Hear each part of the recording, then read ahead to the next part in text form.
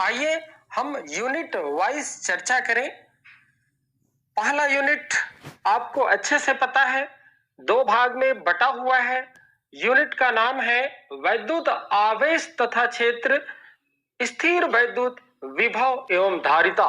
प्यारे बच्चों, ये जो यूनिट है वो 8 नंबर का है और इस 8 नंबर में 5 नंबर का एक दीर्घ उत्तरी क्वेश्चन, 2 नंबर का एक लघु उत्तरी क्वेश्चन और 1 नंबर का एक अति लघु उत्तरी क्वेश्चन आना है। तो इस वीडियो को आप ध्यान से देखिएगा। निश्चित रूप से यहाँ पर जो आपको क्वेश्चन मिलेंगे उसका 90% से अधिक क्वेश्चन आने की संभावना बहुत अधिक है। आइए तो हम लोग क्वेश्चन की सिलसिला प्रारंभ करें। हम लोग स्टार्ट करते हैं 5 नंबर के क्वेश्चन से। तो सबसे पहला क्वेश्चन आप ध्यान दीजिएगा। पहला क्वेश्चन है, गॉस का प्रमेय लिखिए तथा इसको सिद्ध कीजिए। निश्चित रूप से आपको ये बहुत अच्छे से कर पाए होंगे। साथ ही साथ इसी की सहायता से आपको कूलाम के नियम की भी स्थापना करनी है। दूसरा क्वेश्चन है, एक समान आवेशित गोली खोल के कारण विद्युत क्षेत्र की तीव्रता को आपको 3 स्थितियों में ज्ञात करना है। पहला स्थिति उस बिंदु पर आपको ज्ञात करना है। दूसरा स्थिति आपको R इक्वल टू R पर ज्ञात करनी है और तीसरा स्थिति आपको R is less than R पर आपको ज्ञात करनी है। जहां पर ये जो कैपिटल R है वो कवच की त्रिज्या है और स्मॉल r जो है गोले के केंद्र से उस बिंदु की दूरी है जहां पर तीव्रता ज्ञात करनी है। प्यारे बच्चों, अगला क्वेश्चन है, आंशिक रूप से परावैद्युत माध्यम की उपस्थिति में समांतर प्लेट संधारित्र की धारिता के लिए आपको व्यंजक ज्ञात करनी है। अगला क्वेश्चन, बिंदु आवेश के कारण किसी बिंदु पर विभव हेतु आपको व्यंजक भी प्राप्त करना है। अगला क्वेश्चन है, वैद्युत द्विध्रुव के अक्षीय स्थिति में विद्युत क्षेत्र की तीव्रता आपको प्राप्त करनी है। साथ ही साथ आप वैद्युत द्विध्रुव के निरक्षीय स्थिति में विद्युत क्षेत्र की तीव्रता हेतु व्यंजक भी प्राप्त कर लेंगे। तो निश्चित रूप से आपका ये जो 5 नंबर का क्वेश्चन है वो बहुत अच्छे से हो जाएगा। इसके बाद प्यारे बच्चों कुछ चर्चा आपसे करनी है, जैसे कि इस यूनिट में 1 नंबर का क्वेश्चन भी आना है। तो 1 नंबर का क्वेश्चन की तैयारी कैसे करें? 1 नंबर का क्वेश्चन कहीं से भी पूछा जा सकता है। तो एक काम आप लोग करिएगा, इस यूनिट में जितने भी भौतिक राशि आपको मिलेंगे, जैसे विद्युत क्षेत्र की तीव्रता है, वैद्युत द्विध्रुव आघूर्ण है, वैद्युत फ्लक्स है, विभव है, धारिता है, इन सब का आपको मात्रक पता होनी चाहिए, विमीय सूत्र पता होने चाहिए और ये सदिश राशि है या अदिश राशि है ये पता होनी चाहिए। साथ ही साथ आप इन सबको डिफाइंड कर पाए, इस हिसाब से आप तैयारी जरूर कर लीजिएगा। तो 1 नंबर का क्वेश्चन बहुत अच्छे से आपका बन जाएगा। आइए चर्चा को आगे बढ़ाएं। 2 नंबर के लायक क्वेश्चन पर हम लोग चर्चा करेंगे। तो पहला क्वेश्चन आता है, वैद्युत आवेश क्या है? यह सदिश राशि है या अदिश राशि है? इसका मात्रक व विमीय सूत्र आपको बताने हैं।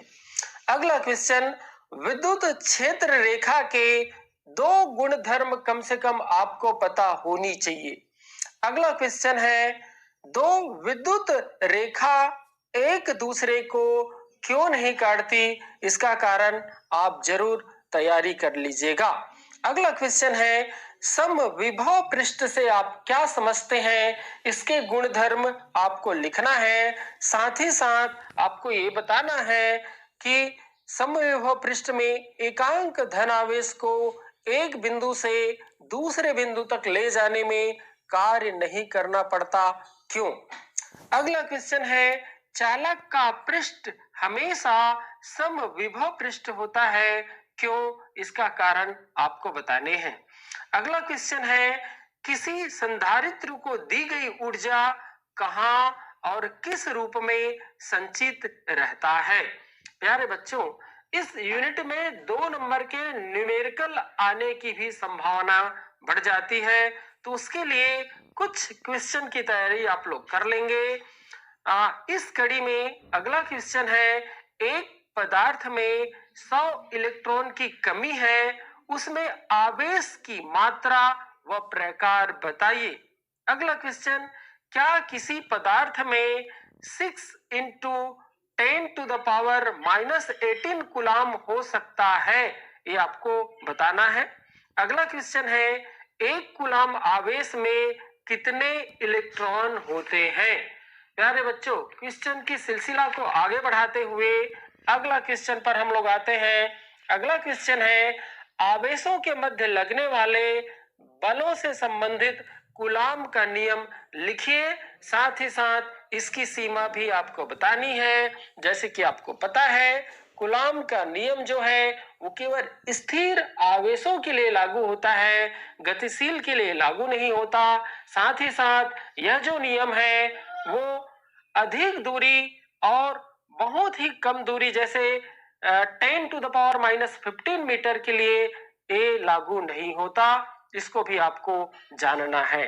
अगला क्वेश्चन है, आवेश का क्वांटमीकरण क्या है, इसका कारण आपको बताना है।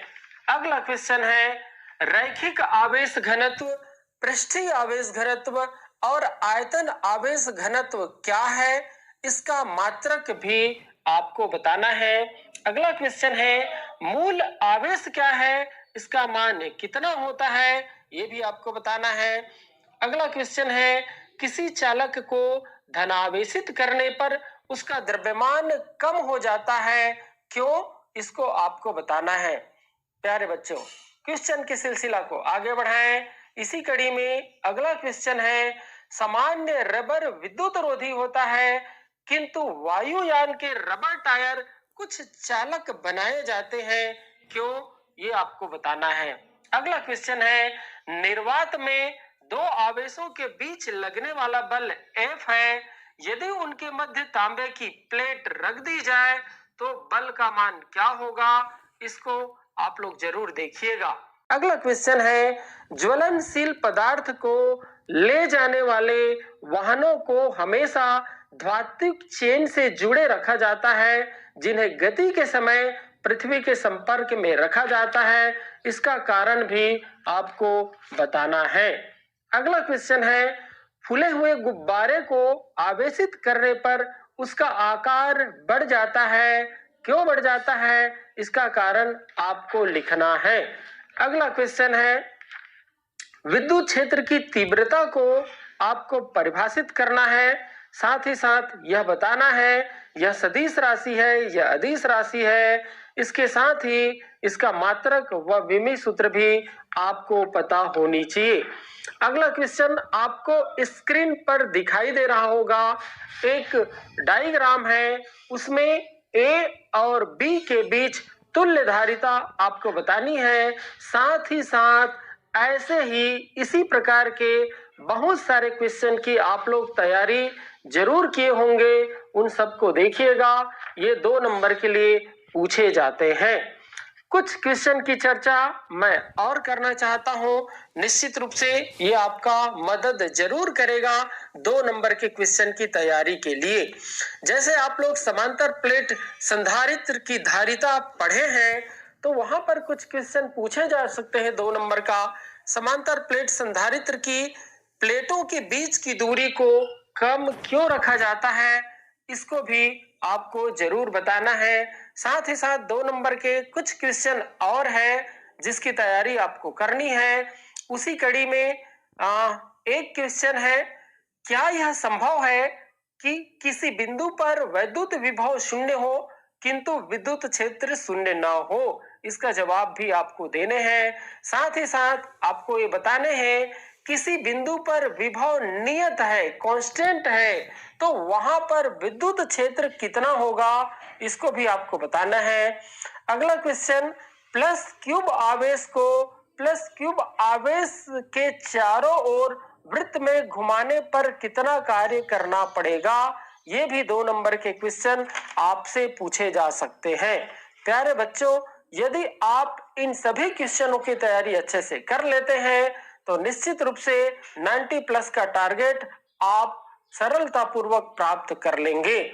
इन सारे क्वेश्चनों का जो सॉल्यूशन है वो आपको मिल गया होगा, या कोई परेशानी हो तो आप चंद्राकर सर क्लास का वीडियो जरूर देखिएगा। निश्चित रूप से आपको तैयारी करने में, एग्जाम को फाइनल टच करने में जरूर मदद करेगा। इसके बाद मैं अगला यूनिट का वीडियो लेकर के आता हूं, जरूर आप लोग देखिएगा। धन्यवाद।